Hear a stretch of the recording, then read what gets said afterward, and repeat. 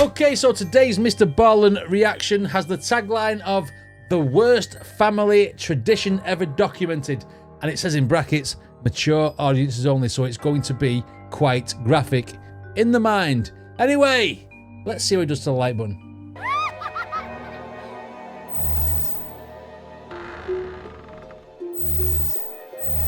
Right, okay, Mr. Ballen. Is he going to be cruel? Is he going to be kind to this like button? Let's go. Today, we're going to cover 3 strange but true stories. 3 stories. Fair warning, the top story today is absolutely repulsive. So if that's not your thing, you've been warned. Repulsive. But before we get into today's stories, if you're a fan of the strange, dark, and mysterious delivered in story format, then you've come to the right place because that's all we do, and we upload once a week. So if that's of interest to you, wait until the like button has left for their summer vacation, and while they're gone, completely decorate the interior and exterior of their house for Christmas.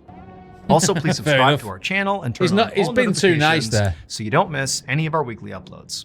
Okay, let's get into today's stories. That was too nice to the like button. Right, over the horizon, story 1. On the morning of September 23rd, 1839, wow, old. An experienced sailor named Captain Brighton stood on the deck of his ship, which was traveling through the Drake Passage, which is located right along the northern coast of Antarctica. Right. He and his crew had sailed here because they were professional whalers, and they had heard there was this massive population of whales in the Drake Passage that basically were untouched by humanity because basically nobody sailed this far. This was a freezing cold, very austere part of the world, kind of a dangerous place to be. But so far, Captain Brighton and his crew had not seen a single whale. And on top of that, the Drake Passage had proven to be as dangerous as expected. Just the previous night, the ocean around the ship had literally frozen, basically anchoring the ship in place. Wow. And so when this happened, Captain Brighton realized there was nothing they could even do about this. I mean, they were stuck. And if this didn't break up soon, they'd be stuck here all winter potentially, and it was unclear if they could actually survive that. But fortunately, also the previous night, this massive storm rolled in, which, that's dangerous in and of itself. But the severity of the storm was actually a good thing, because it broke up the ice around the ship and allowed Captain Brighton to sail away. Right. And so now, that morning, the ocean was again, liquid, so they were able to move around. But Captain Brighton had a very difficult decision to make. Again, so far they have not caught any whales, and they've invested a lot of time and money to get out here. But, if he stayed out here much longer, he knew they could potentially get stranded again. And you can't spend money if you die. You know what I mean? If you're going to be he's like, oh, we've spent this sort of money, we need to stay out here, and you got the potential to be stuck and then stuck in the freezing cold, unprepared, then it's time to knock it on the head and go home and reevaluate and come back with ski clothes and some eaters. He just couldn't let that happen. And so he needed to decide skin a polar bear. Keep on sailing further into the Drake Passage to maybe find a couple whales, or leave now before it was too late. Yes. But as Captain Brighton weighed his options, he suddenly noticed something over the horizon. There was this dark shape. And at first, he actually thought he was hallucinating, because really, there's nothing else out here. It's just him and ocean and ice. That was it. But as he continued to stare in the direction of this dark object, which was actually getting closer to him, he realized it was a real thing, and in fact, it was another ship, which was really surprising, because again, nobody really comes out here. And so his instincts were, okay, this has got to be a rival whale ship. I mean, that's the only other people who would come out here. It got the whales first. But as he continued to stare at the ship, as it got closer, he realized it was not a whale ship. It was actually a schooner, which is a ship designed for traveling. But as Captain Brighton stared at the schooner that was getting closer and closer, he saw it was in pretty rough shape. I mean, the hull and the sails were very tattered. I mean, there was something off about the ship. But Captain Brighton was thinking, hey, I know you can get trapped in the ice out here. That happened to them the night before. Maybe this crew has gotten trapped in the ice. They've been stuck out here for who knows how long. They could be in pretty rough shape. Right. And Captain Brighton knew they actually did have, at least at that moment, quite a bit of supplies, at least some to spare. And so he called out to his men to ready a dinghy and get some supplies, because they were going to go over to this schooner and basically offer up some extra supplies and also check in on them and make sure they were okay. And so once the supplies were packaged up and put on the dinghy, Captain Brighton, along with 4 other men, hopped in the dinghy and they began paddling over to the schooner. And as they got closer, the waves were pretty bad, and so they're kind of jostling around, and the ship itself, the schooner, is also moving, and so that's moving up and down. But periodically, as they got closer, they'd be able to look into the portholes, which are like windows on the side of the schooner, and Captain Brighton could clearly see there were people inside of the schooner. He called out a few times, but it was windy and sort of loud, and he couldn't really tell if any of them heard him or if anybody called back. And so eventually, Captain Brighton and his crew, they got to the side of the schooner and they just climbed up the ladder and boarded the ship. And once they were on the ship, once they were on the deck of the schooner, they're looking around and everything was in working order, albeit sort of tattered and in rough shape. But the weird thing was nobody was out on deck. They had seen people in the portholes, which was inside the ship, but there was nobody above deck. Are they prisoners? And so Captain Brighton's thinking, okay, this is pretty weird slaves. here, but we clearly just need to go inside and talk to someone. And so Captain Brighton and his men walked across the deck to this door that led into the ship. It actually led into the captain's quarters, at least, based on basic ship construction, that's what they expected it to be. And so Captain Brighton, he gets to the door, he knocks and calls out, announces that they're here with supplies and just to make sure everybody is okay. But there's no answer. All they can hear is the slapping of the water against the ship. There's no They're voices, all dead. There's nothing. It's silent on the ship. Ghost ship. And so Captain Brighton eventually just opens up this door, and sure enough, he looks into this dark space, and it's the captain's quarters. And there's a desk towards the back of this room, and there's a man sitting at the desk with his back to them. And so Captain Brighton, he takes a cautious step into the captain's quarters and he calls out to this man who clearly appears to be the captain. But the man doesn't say or do anything. He's clearly focused on something at his desk. And so Captain Brighton exchanged a worried glance with his men and then just decided he would walk across the room and go physically interact with this guy and make sure he was okay and see what was going on here. And so slowly, Captain Brighton began walking across the room, and as he did, he called out a few more times to this man who appeared to be the captain, but he didn't get a response. And then finally, he was right behind the man, and he actually looked down and read what the man had been writing. This is what it said. Trapped by icebergs. Despite all efforts, the fire went out last night. No hope remains. However, as unsettling as that would be to read for anybody in this situation, what was the most unsettling part was actually what was written right above that journal entry. The date, January 17th, 1823. 16 years before. Oh, shit. That captain and his entire crew were all frozen dead and had been for 16 years.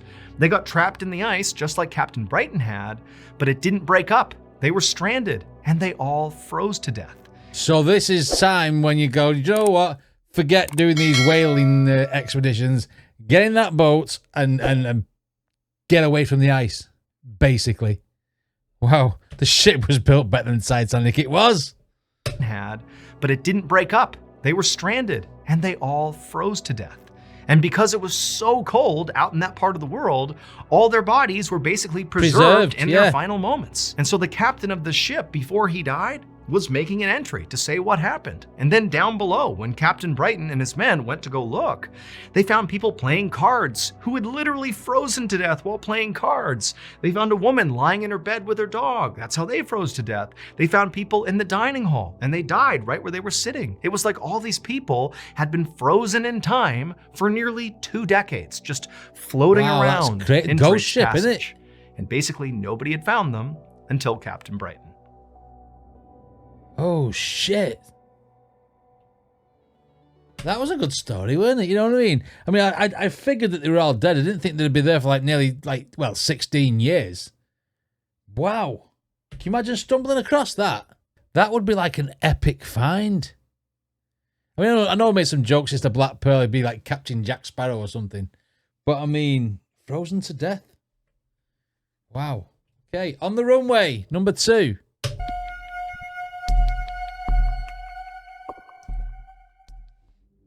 On the night of May 20th, 1958, a young man named Ram Thapa walked towards the entrance of an abandoned airport in eastern India. He was trailing behind 3 other men. They were his boss, another employee of his boss, and then a friend of his boss. Okay. It was pitch black outside, and so all 4 men had flashlights.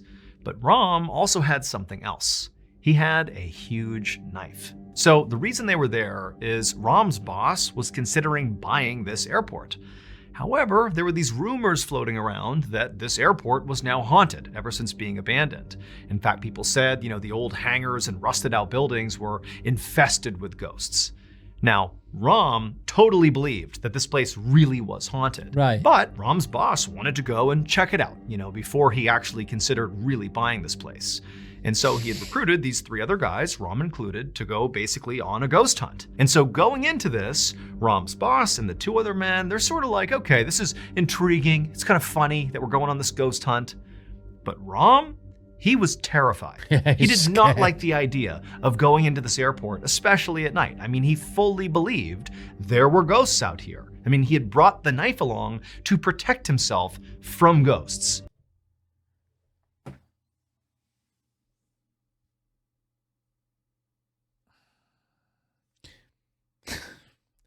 If it's a ghost, if it's an apparition, if it's a mist, if it's an orb, no artillery, no matter what it is, could be able to kill it.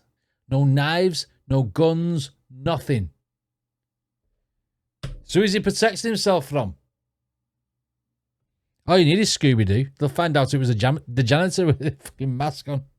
Out here. I mean, he had brought the knife along to protect himself from ghosts. But his boss was basically telling him that he had to go, and so Rom was there. And so Rom's boss reached the gate, he unlocked it, and pushed it open.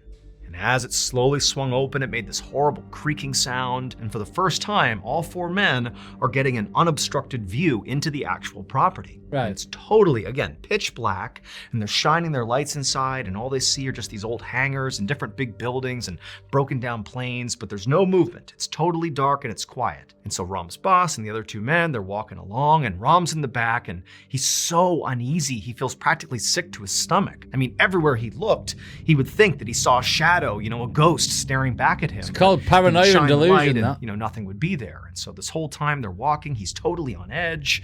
And eventually they reached the actual runway. And when they got there, instead of shining their lights kind of straight out in front of them, because there was basically nothing out ahead of them, it was just, where planes go to take off and to land, they began shining their lights predominantly off to the side, where there was this huge hangar, and they were all shining their lights in the different windows to see if, anybody was inside of there.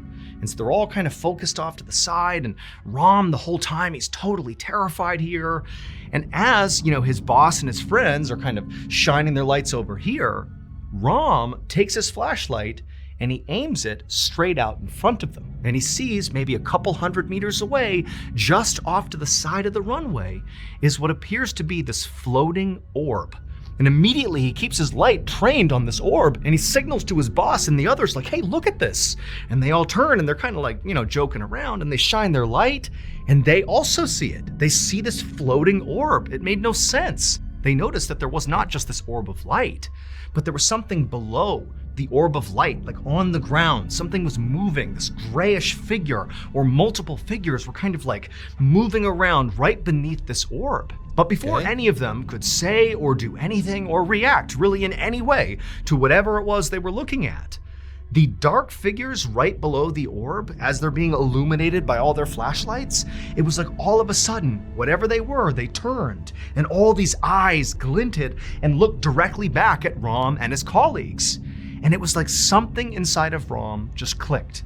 He was so scared. He'd been terrified from the moment they got here. He's got a knife. And the whole time he had been so primed to protect himself if he had to with this knife.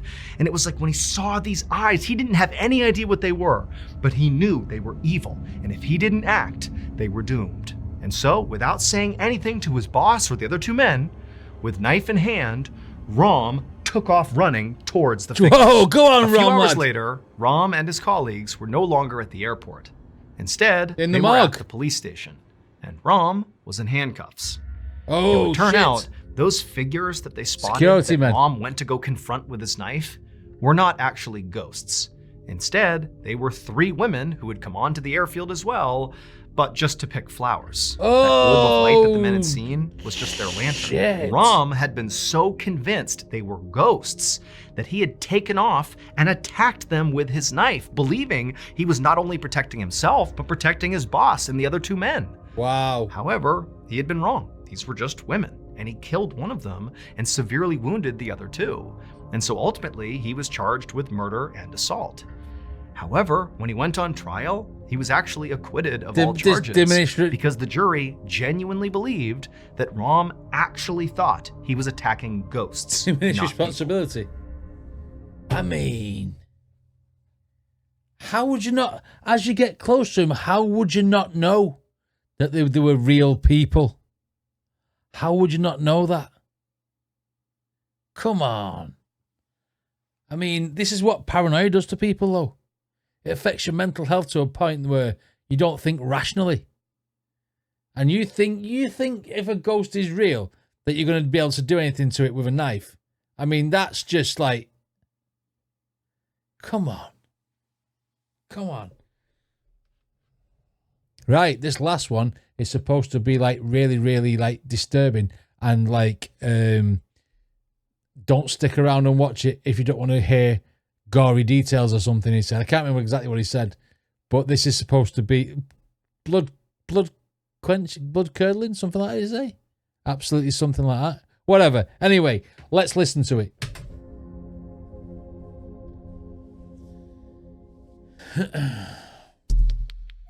You say it was brutal? Absolutely brutal or something like that. A family ritual. On April 9th, 2005, in Kaohsiung City, Taiwan, 20 years ago, a young man was home alone inside of his apartment watching TV. And as he sat there watching TV, he heard a loud thumping sound coming from right above him. As soon as he heard it, he muted his TV and he listened for a second. And a minute later, he heard it again, a loud thump. And then he heard another one, and another one, and another one. And before long, all he heard was a succession of thumps and also what sounded like chanting coming from upstairs. However, as unusual as these types of sounds might be to the average person, to this young man, these actually weren't that weird. Because the family that lived right above him, the Wu family, were pretty eccentric. They were very religious people who often did these ceremonial dances and rituals at all hours. And a lot of times they involved stomping around and chanting really loud. And as annoying as that could be, this young man never complained. He was very respectful of the Wu family, and he knew, these sounds he was hearing were connected to their religion, and he felt like that was none of his business. It was the Wu-Tang Clan.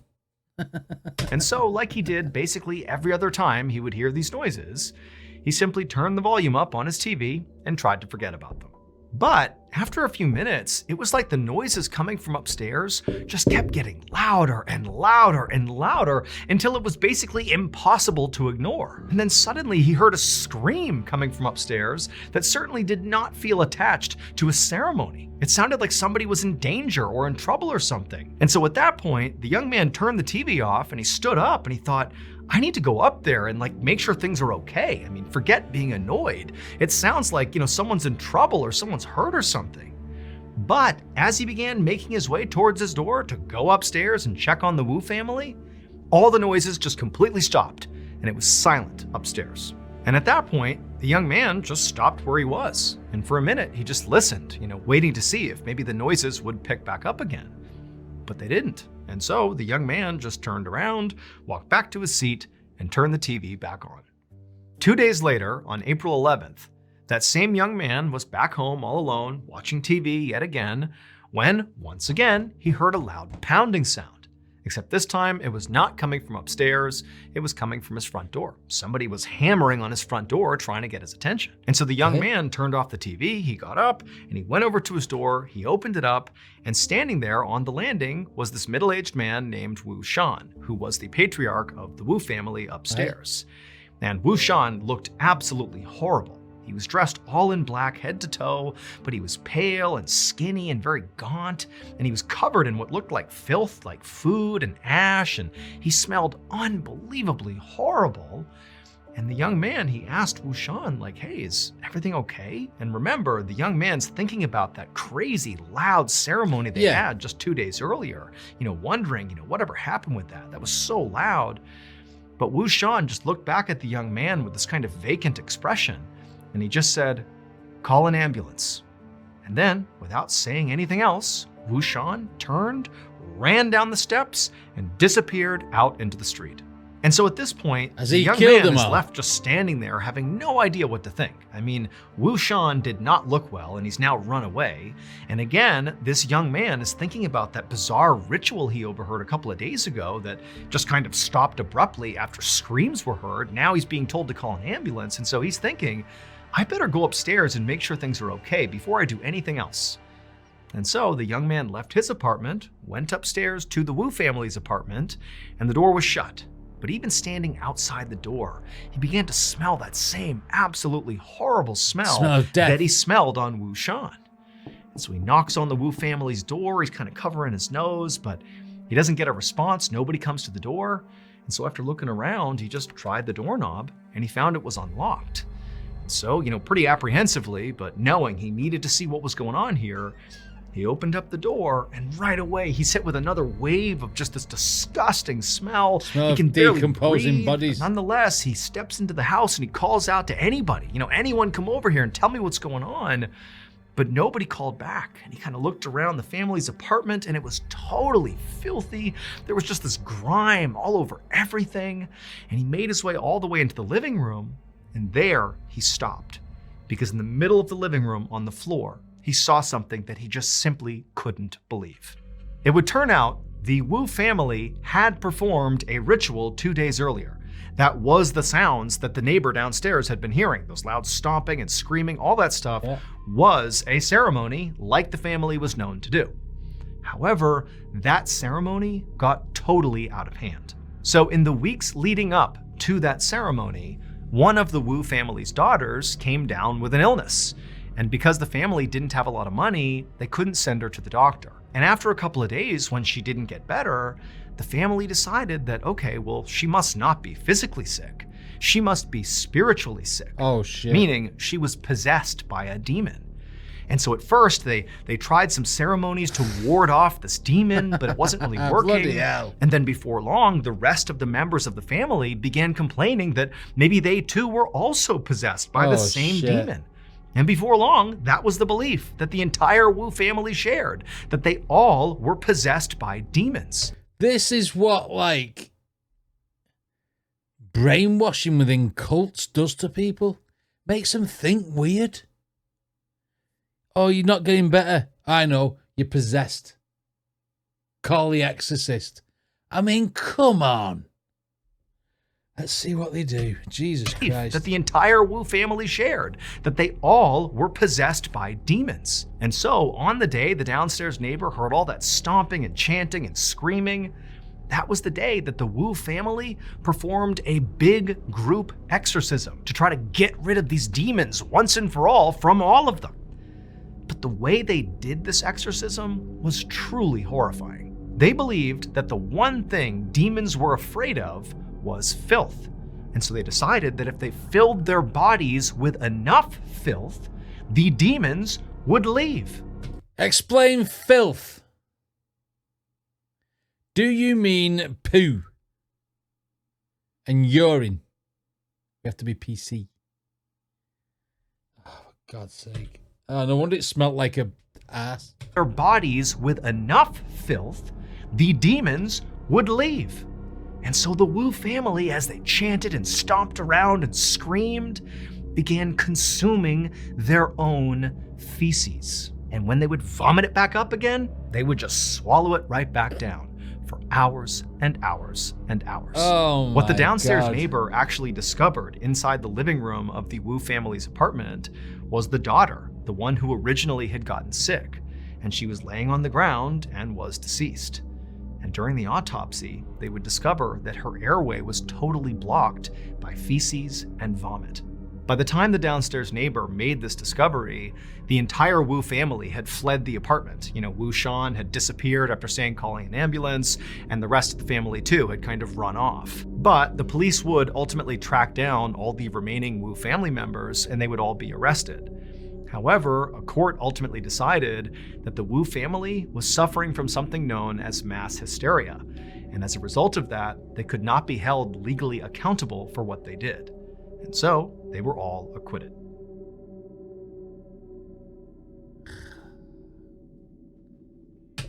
It brings a whole new meaning to the phrase eat shit and die. Because that's basically what's happened here.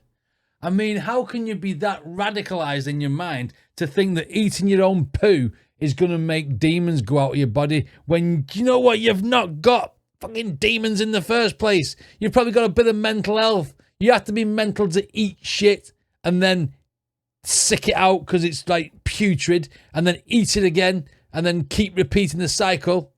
And then your daughter you think's like possessed is really choking on poo. It's a shit way to die, isn't it? No pun intended. But, I mean, come on. Oh, some people, man. They're dangerous, aren't they? Oh my God. I can't. You mean the word shit-faced, yeah? I mean, Jesus Christ. You've got to be... What sort of mindset? Who went... Do you know what? How did the idea even come up? Oh, she's possessed. Dirty things will kill demons. I tell you what, let's have a shit, bag it, and eat it. Come on. Not having it. I'm not having it. I'd be sick. I would be sick.